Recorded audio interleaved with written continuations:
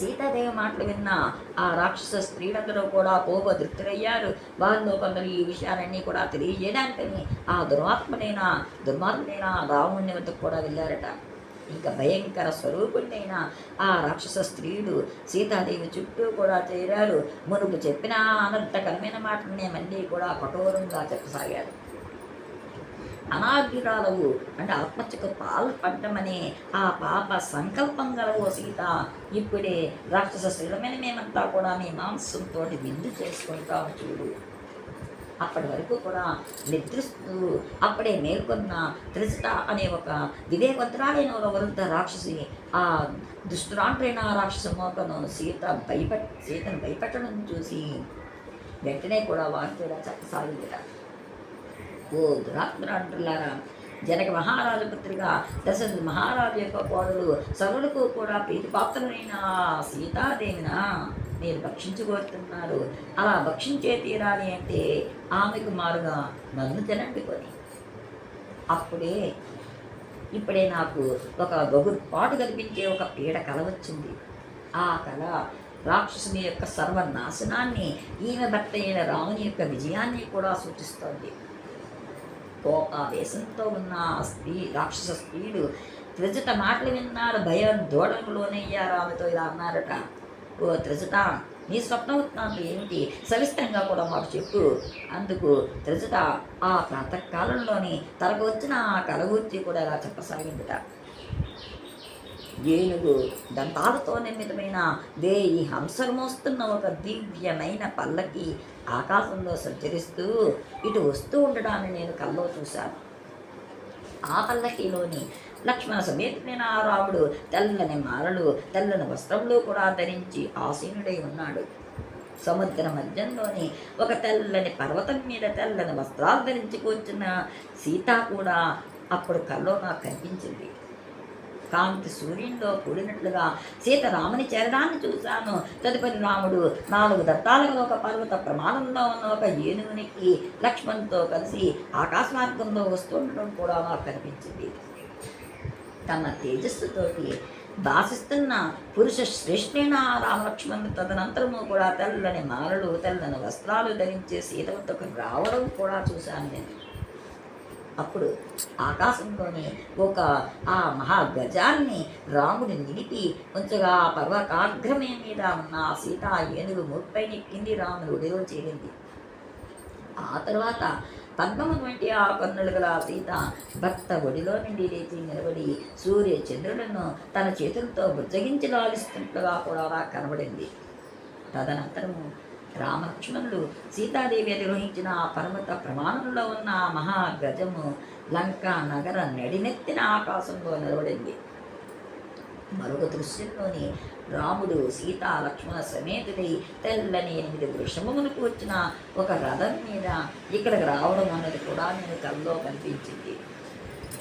పిదప సాటిలేని పరాక్రమంతుడు పురుష శ్రేష్ఠుడైన రాముడు భార్య అయిన సీతతోటి తమ్ముడైన లక్ష్మణుడితోటి సహా సూర్య ప్రకాశానికి తీటిన కాంతి పుంజాలు విరజిమ్ముతున్న దివ్య పుష్పకు విమానం అధిరోహించి ఉత్తర దిక్కుగా కూడా సాగిపోయారు.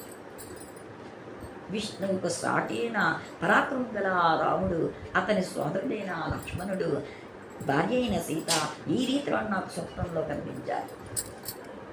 ఎలా పాపాత్ములు స్వర్గ లోకవాసాన్ని ప్రాప్తించుకోలేరు, అదేవిధంగా ఈ సురాసురులు కానీ రాక్షసులు కానీ అన్యులు కానీ మహా తేజస్థాలైన ఆ రామునిపై విజయం సాధించడం అన్నది అసంభవము. ఎర్రని వస్త్రములు, ఎర్రని గన్నేరు దండలను ధరించి శరీరానికి నూనె పూసుకొని నూనె త్రాగుతూ మత్తులో నేల మీద పడి ఉన్న రావణుడి కూడా నేను నా కళ్ళలో చూశాను. మరో దృశ్యంలోని ఆ రావణునికి శిరోమండనం కూడా జరిగినట్లు ఆ నల్లని వస్త్రాలు ధరించి అతడు పుష్పక విమానం నుండి కూడా నేల మీద పడిపోగా అతని ఓ స్త్రీ ఈడ్చుకొని పోతున్నట్లు కూడా నాకు కనిపించింది. మరొకసారి రావణుడు ఎర్రని మాలలు ధరించాడు, కోతలు అద్దుకున్నాడు, నూనె త్రాగుతూ భ్రాంత చిత్తుడై ఇంద్రియ నిగ్రహం కోల్పోయి నవ్వుతూ నృత్యం చేస్తూ గాడిదలు కూర్చున్న రథం ఎక్కాడు. దక్షిణ వైపుగా కూడా వెళ్ళడం కూడా నా కళ్ళలో కనబడింది. రాక్షసేశ్వరుడైన ఆ రావణుడు పిదప భయాందోళనకు గురయ్యి దిక్కుదోచని వాడై గాడిద మీదంటి కూడా తల్ల క్రిందులుగా భూమిపై పడిపోయినట్టుగా కూడా నాకు కల్లో కనిపెట్టింది. అలా భూమి మీద పడ్డ రావణుడు వెంటనే కూడా తత్రపాటుతో లేచాడు. భయపెడుతూ మదంచే వివసుడై దిగంబరుడై పిచ్చివాడిలాగా దుర్భాషలు ప్రేరేపించసాగాడు. అంతలోనే భరింప శక్తి కాని దుర్గంధ పూరితమైన భయంకరమైన అంధకారబంధురమైన నరక కోపం నాటి మల పంకంలోని పడి దానిలో మునిగిపోయాడు. అప్పుడు ఎర్రని వస్త్రమును ధరించిన శరీరమంతా కూడా బురదమైపోయి ఉన్న ఒక కారు నడుపు స్త్రీ రావుణ్ణి మెడకు తాడు పెట్టి దక్షిణ దిశగా కూడా ఈడ్చుకొని పోతోంది. నిశాచరుడైన అంటే రాక్షసుడైన కుంభకర్ణుడు కూడా కల్లో నాకు ఇలాగే కనిపించాడు. రావణుడి కుమారులందరూ కూడా శరీరాలకు నూనె పూస్తూ ఉన్నట్టుగా కానవస్తున్నారు. రావణుడు తండ్రిని ఇంద్రజిత్తు మొసలిని కుంభకర్ణుడు ఒంటెను కూడా ఎక్కి దక్షిణ దిశగా పోవడం అన్నది నా కల్లో కనబడింది. దానిలో ఒక్క విభీషణుడు మాత్రము మల్లె పువ్వు నాటి తెల్లని వస్త్రాలను మాలను ధరించాడు. తెల్లని స్వచ్ఛమైన గంధంతో గొప్పతో కూడా తెల్లని గొడుగు దాల్చి కనిపించాడు.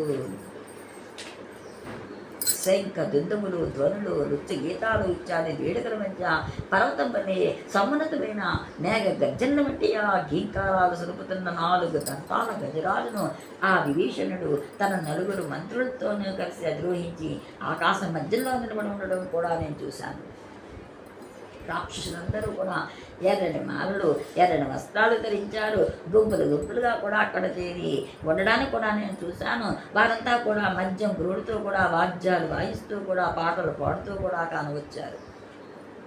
అత్యంత సుందరమైన ఈ లంకా నగరంలోని గోపురాలు ముఖద్వారాలు కూలిపోయి గుర్రాలు ఏనుగులు రథాలతో సహా ఈ లంక యావత్తు కూడా సముద్రంలో మునిగిపోతూ ఉండడం కూడా నా కల్లో కనబడింది.